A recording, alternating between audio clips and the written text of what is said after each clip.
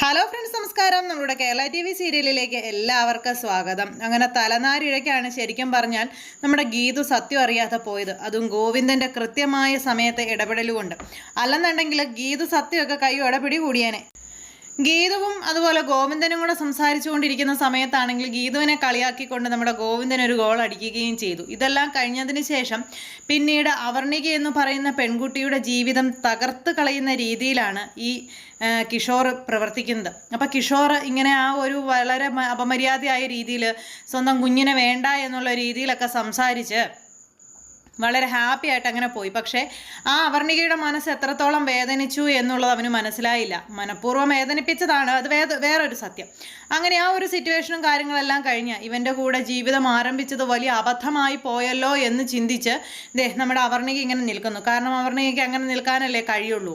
ആ സംഭവങ്ങളും കാര്യങ്ങളും അവിടെ ഈ രീതിയിൽ ഇങ്ങനെ സംഭവിച്ചുകൊണ്ടിരിക്കുന്നു.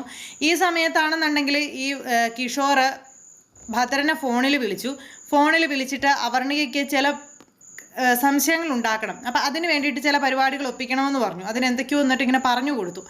അപ്പോൾ ഈ കിഷോർ പറയുന്ന കാര്യങ്ങളെല്ലാം അപ്പാടെ ചെയ്യുക എന്നുള്ളതാണ് ചേട്ടൻ്റെ ഇപ്പോഴത്തെ ജോലി. അതുകൊണ്ട് തന്നെ ചേട്ടൻ ആ രീതിയിൽ തന്നെ കാര്യങ്ങൾ അങ്ങ് ഓക്കെ വെക്കുകയും ചെയ്തു. ഞാൻ ചെയ്തോളാം എന്ന് പറയുകയും ചെയ്തു.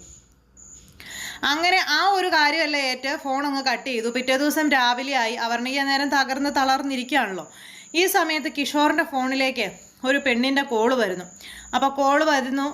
ഈ കോള് അവർണികയാണ് കാണുന്നത്. അവർണിക എന്നിട്ട് ഈ കോൾ അറ്റൻഡ് ചെയ്യുക. അപ്പോൾ കിഷോർ അപ്പുറം മാറി നിന്ന് ഇത് കാണുന്നുണ്ടേ. കോൾ അറ്റൻഡ് ചെയ്യുന്നു. അപ്പോൾ എടുത്ത സമയത്ത് അപ്പുറം സൈഡിൽ നിന്നൊരു പെണ്ണാണ്. കിച്ചു, നീ ഇതെവിടെയാ, നീ എപ്പോഴാണ് വരുന്നത്, നിനക്ക് വേണ്ടി ഞാൻ കാത്തിരിക്കുക എന്നൊക്കെ പറഞ്ഞുകൊണ്ട് ഇങ്ങനെ ആ ഒരു നല്ല സ്വീറ്റ് വോയിസ് ആയിട്ട് സംസാരിക്കുന്ന ഒരു പെണ്ണ്. അപ്പോൾ ഇത് കേട്ട് കഴിഞ്ഞപ്പോഴത്തേക്ക് നമ്മുടെ അവർണിക ഞെട്ടി. അപ്പോൾ അവർണികയ്ക്ക് മനസ്സിലായി ഇതുകൊണ്ടാണ് ഇവനിപ്പോൾ താല്പര്യമില്ലാത്തത് എന്നുള്ളത്. അപ്പോൾ ഭയങ്കര റൊമാൻറ്റിക്കായിട്ട് അങ്ങനെയൊക്കെ ആ ഒരു ഭയങ്കര സ്നേഹത്തോടെ, അതായത് ഈ കിഷോറിന് മറ്റൊരു പെണ്ണുമായി ബന്ധമുണ്ടെന്ന് വരുത്തി തീർക്കുന്ന രീതിയിൽ തന്നെ സംസാരിക്കുകയാണ്.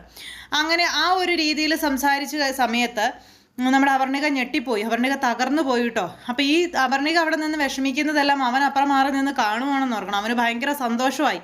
അവർണികയ്ക്ക് ഇതെല്ലാം ഏക്കുന്നുണ്ടെന്ന് ഇവന് മനസ്സിലായി കഴിഞ്ഞപ്പോൾ. എന്നിട്ട് ഇവനിങ്ങനെ ആ ഒരു ഇതിലിങ്ങനെ ഇരിക്കുക കേട്ടോ. അത് കഴിഞ്ഞ് ഫോൺ അങ്ങ് കട്ട് ചെയ്ത് കഴിഞ്ഞപ്പോഴത്തേക്കും അവർണിക അവിടെ തകർന്ന് എന്താ പറയുന്നത്, ഒരു ഭയത്തോടു കൂടി ഇങ്ങനെ നിൽക്കുന്നു. പെട്ടെന്നാണ് ആ വിളിച്ച പെണ്ണിനെ കാണിക്കുന്നത്. അത് വേറെ ആരും ആയിരുന്നില്ല, ഭദ്രൻ്റെ ഭാര്യ വിലാസിനിയെ കൊണ്ട് ഭദ്രൻ വിളിപ്പിച്ചതായി കിഷോർ പറഞ്ഞിട്ടേ. അപ്പോൾ ഫോൺ കട്ട് ചെയ്തതും ഭദ്രൻ ഓടി വന്ന് ഫോൺ അങ്ങ് മേടിച്ചു. അപ്പോൾ ചോദിച്ചു, ഞാനിപ്പോൾ ഏത് കുടുംബമാണ് കലക്കിയത്, ഏത് പെണ്ണിൻ്റെ ജീവിതമാണ് ഞാൻ തകർത്തത് എന്ന് ചോദിക്കുകയാണ് ഈ ഭദ്രനോട് വിലാസിനിയോട് ഇത് ആരാണെന്നോ എന്താണെന്നോ നമ്പർ ഏതാണെന്നോ ഇതൊന്നും പറയാതെ അങ്ങ് വെച്ച് കൊടുത്തിട്ട് പൈസ കിട്ടും ഇങ്ങനെ അങ്ങ് പറഞ്ഞോളാൻ അങ്ങ് പറഞ്ഞു. പൈസയെന്ന് കേട്ടതുകൊണ്ട് ആശാത്തി അങ്ങ് ചെയ്യുകയും ചെയ്തു. അപ്പോൾ അത് ഏത് പെണ്ണിൻ്റെ കുടുംബം ഞാൻ തകർത്തതെന്ന് ഇങ്ങനെ ചോദിച്ചപ്പം അതൊന്നും നീ അറിയേണ്ട കാര്യമില്ല, അതൊക്കെ എനിക്കറിയാം, ഞാൻ പറയുന്നത് പോലെ നീ അങ്ങ് ചെയ്താൽ മതി, ഇനിയും നിൻ്റെ ആവശ്യം വേണ്ടി വരും തുടങ്ങിയ കാര്യങ്ങളൊക്കെ ഇങ്ങനെ പറയാം. അപ്പോൾ അത് കേട്ട് കഴിഞ്ഞപ്പോഴേക്കും ഇനി എന്നെ അതിന് കിട്ടില്ലെന്നും പറഞ്ഞുകൊണ്ട് വിലാസിനി പറഞ്ഞു. അത് കേട്ട് കഴിഞ്ഞപ്പോൾ നിനക്ക് പൈസ വേണമെന്നുണ്ടെങ്കിൽ നീ നിന്നാൽ മതി, ഇല്ലെങ്കിൽ നീ നിൽക്കണമെന്ന് യാതൊരു നിർബന്ധമില്ലെന്നും പറഞ്ഞുകൊണ്ട് ഭർത്താവ്. പൈസയെന്ന് കേൾക്കുമ്പോൾ പിന്നെ അത് വേണമല്ലോ, പൈസ വേണം, പൈസ ഇല്ലാത്തൊരു ഇടപാട് നടക്കില്ല, അതുകൊണ്ട് പൈസ വേണം. അതുകൊണ്ട് തന്നെ ആ ഒരു സെറ്റപ്പിൽ താൻ തയ്യാറാണ് എന്ന് തന്നെ ആശാത്തി അങ്ങ് പറഞ്ഞു. ഈ ഒരു കാര്യങ്ങളെല്ലാം അവിടെ നടക്കുന്നു. ഈ ഫോൺ കോൾ ഇത് കഴിഞ്ഞപ്പോഴത്തേക്കും നമ്മുടെ അവർണികയുടെ അവസ്ഥയെന്ന് പറഞ്ഞു കഴിഞ്ഞിട്ടുണ്ടെങ്കിൽ ഭയങ്കര ദയനീയമായിരുന്നു. അപ്പോഴേക്കും ഒന്നും അറിയാത്തതുപോലെ കിഷോർ അങ്ങോട്ടേക്ക് വരുക. കിഷോർ വന്നിട്ട് ഇങ്ങനെ നിൽക്കുന്നു, വലിയ ചിരിയും കളിയും വർത്താനമൊക്കെ. അപ്പോൾ അവർണിക ഇങ്ങനെ തുറച്ചു നോക്കുന്നു. അപ്പോൾ ആരാ ഇപ്പോൾ വിളിച്ചതെന്ന് ചോദിച്ചപ്പം ഒരു പെണ്ണാണെന്ന് പറഞ്ഞു. എൻ്റെ ഫോൺ എന്തിനാ നീ എടുത്തതെന്നൊക്കെ ചോദിച്ചു. എന്നിട്ട് വലിയ ഡയലോഗും കാര്യങ്ങളും ഒക്കെ. അപ്പോൾ കുറച്ചുകൂടി സംശയം അവർണികയ്ക്ക് കൂടുതലായി. കാരണം വന്ന പെണ്ണിൻ്റെ കോള് എടുക്കേണ്ട ആവശ്യം അവർണികയ്ക്കില്ലെന്ന് ഇവൻ പറയുന്നു. അതുപോലെ തന്നെ അവിടുന്ന് ആ പെണ്ണ് ഭയങ്കര സുഖാന്വേഷണങ്ങളൊക്കെ നടത്തുന്നു. അപ്പം മൊത്തത്തിൽ കൂട്ടിക്കിഴിച്ച് വായിച്ചു കഴിഞ്ഞപ്പോഴത്തേക്കും ഇവന് അവിഹിതമുണ്ട് എന്നുള്ള രീതിയിൽ തന്നെ കാര്യങ്ങൾ വന്നെത്തി നിൽക്കുവാണ്. ഈ കിഷോറും ഭദ്രനും കൂടെ എത്തിച്ച് നിർത്തിയിരിക്കുകയാണ്. അങ്ങനെ അവർണികയുടെ ജീവിതം തകർന്നു എന്ന് അവർണികയ്ക്ക് മനസ്സിലായി. അവർണിക ആകെ പെട്ട് നിൽക്കുക. ആ ഒരു സംഭവം കാര്യങ്ങളും അവിടെ ഇങ്ങനെ നടക്കുന്നു. പിന്നെ കാണിക്കുന്നത് നമ്മുടെ ഗീതുവിനെ പതിവ് പോലെ തന്നെ അജാസ് കൊണ്ടുപോകുന്നു ഓഫീസിലേക്ക്. അപ്പോൾ പോകുന്ന സമയത്ത് ഇവർ രണ്ടുപേരും ആങ്ങളെയും പെങ്ങളുമാണല്ലോ, കുറേ വർത്തമാനമൊക്കെ പറഞ്ഞ് അങ്ങനെ സംസാരിച്ചൊക്കെ പോകുന്ന സമയത്ത് അജാസിൻ്റെ കുടുംബത്തെക്കുറിച്ച് അറിയാൻ നമ്മുടെ ഗീതുവിനൊരു താല്പര്യം. അജാസിൻ്റെ വീട്ടിൽ ആരൊക്കെ ഉണ്ട് എന്ന് ചോദിച്ചപ്പം എനിക്ക് ആരുമില്ലെന്ന് പറഞ്ഞു അജാസ്. അത് കേട്ടപ്പോൾ ഗീതു ഒന്ന് അന്താളിച്ചു. ഗീതു ഇങ്ങനെ നോക്കുമ്പോൾ ഏതോ ഒരു പിച്ചക്കാരിക്ക് രാത്രിയുടെ മറവിൽ ഏതോ ഒരു ലഹരി മൂത്ത ഒരുത്തൻ കൊടുത്തിട്ട് പോയ ഒരു സമ്മാനമാണ് താനെന്നും ആ ഒരു ഇതിലാണ് താൻ വളർന്നതെന്നും തെരുവിൻ്റെ മകനാണ് താനെന്നൊക്കെ പറഞ്ഞുകൊണ്ട് അജാസ് ഇങ്ങനെ തൻ്റെ ജന്മത്തെക്കുറിച്ചും അല്ലെങ്കിൽ താൻ വളർന്ന സാഹചര്യങ്ങളെ പറ്റിയൊക്കെ ഗീതുവിനോട് പറയണം. അപ്പോൾ അത് കേട്ട് കഴിഞ്ഞപ്പോൾ ഗീതുവിന് ഭയങ്കര സങ്കടമായി. ഗീതു അന്നേരം അജാസിന് കുറേ സപ്പോർട്ട് ചെയ്ത രീതിയിൽ സംസാരിക്കുകയൊക്കെ ചെയ്തു.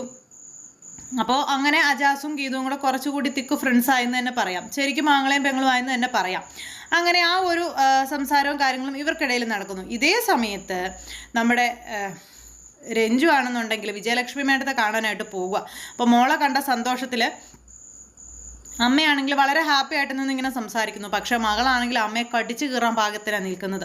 അപ്പോൾ ഗീതുവിനെ ദ്രോഹിക്കരുത്, അതുപോലെ ഗീതുവിനോട് ആ രീതിയിലൊന്നും പെരുമാറരുത് തുടങ്ങിയ കാര്യങ്ങളൊക്കെ അമ്മ പറയുമ്പോൾ നിങ്ങൾ സ്നേഹിക്കുന്നവരെല്ലാവരും എനിക്ക് ശത്രുക്കളാണെന്ന് മകൾ അമ്മയോട് പറയുക. നിങ്ങളെ വെറുക്കുന്നവരെല്ലാവരും എനിക്ക് മിത്രങ്ങളാണെന്നും ഗീതുവിനെ നിങ്ങൾ സ്നേഹിക്കുന്നത് കൊണ്ട് തന്നെ ഗീതു എനിക്ക് ആജന്മ ശത്രുവാണെന്നും പറഞ്ഞുകൊണ്ട് അങ്ങനെ പറയണം. അപ്പോൾ അത് കേട്ട് കഴിഞ്ഞപ്പോഴത്തേക്കും വിജയലക്ഷ്മി മേഡത്തിന് ഭയങ്കര സങ്കടമായി. കാരണം ഗീതുവിനെ രഞ്ജു ഉപദ്രവിക്കും, മാനസികമായിട്ട് തളർത്തും. അപ്പോൾ അതറിയാം, അതുകൊണ്ട്.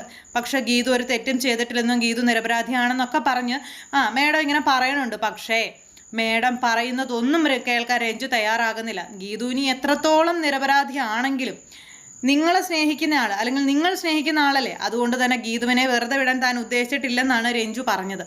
അപ്പോൾ അത് കേട്ട് കഴിഞ്ഞപ്പോഴത്തേക്കും ആ ഒരു സെറ്റപ്പും കാര്യങ്ങളും ഇങ്ങനെയൊക്കെ അങ്ങനെ അങ്ങ് സംഭവിക്കുന്നു. അതായത് ഈ വാശിയും വൈരാഗ്യം അങ്ങോട്ടും ഇങ്ങോട്ടും വാഗ്വാദങ്ങളും ഒക്കെ സംഭവിക്കുന്നു. അപ്പം അങ്ങനെ ഇവർക്കിടയിൽ ഈ ഒരു സംഭവം നടക്കും. ഇതേ സമയത്ത് നമ്മുടെ അപർണികയാണെന്നുണ്ടെങ്കിൽ വീട്ടിലിരുന്ന് ഇങ്ങനെ ആലോചിക്കുക, ഈ കിച്ചു എന്ന് പറയുന്ന ദുഷ്ടൻ കാണിക്കുന്ന കൊള്ളരുതായ്മ അല്ലെങ്കിൽ ഇത് ആരോടെങ്കിലും പറയണോ, ഗീതുവിനോട് പറയണോ, ഇനി എന്താണ് താൻ ചെയ്യേണ്ടത്? മിക്കവാറും കിച്ചുവിനെ ഉപേക്ഷിക്കേണ്ടി വരും അപർണികയ്ക്ക്. അങ്ങനെ വന്നു കഴിഞ്ഞാൽ എന്ത് ചെയ്യും? അങ്ങനെ 1000 കാര്യങ്ങൾ, ഉത്തരമില്ലാത്ത ചോദ്യങ്ങൾ മനസ്സിലിട്ട് ഇങ്ങനെ അലട്ടി ഇങ്ങനെ ഇരിക്കുക കേട്ടോ പാവം നമ്മുടെ അപർണിക. അപ്പം ഗീതുവിനോട് ഇത് പറയണം, ഗീതുവിനോട് ഇത് പറഞ്ഞാൽ എന്താകും, പറഞ്ഞില്ലെങ്കിൽ എന്താകും, ഇതൊക്കെ ആലോചിക്കുന്നുണ്ട്. തൻ്റെ മനസ്സ് തുറന്ന് തനിക്ക് സംസാരിക്കാൻ ഈ ലോകത്ത് ഇപ്പോൾ ഗീതു മാത്രമേ ഉള്ളെന്ന് അപർണികയ്ക്ക് അറിയാം. അങ്ങനെ അപർണിക മൊത്തത്തിൽ കൺഫ്യൂഷൻ അടിച്ചിരിക്കുക.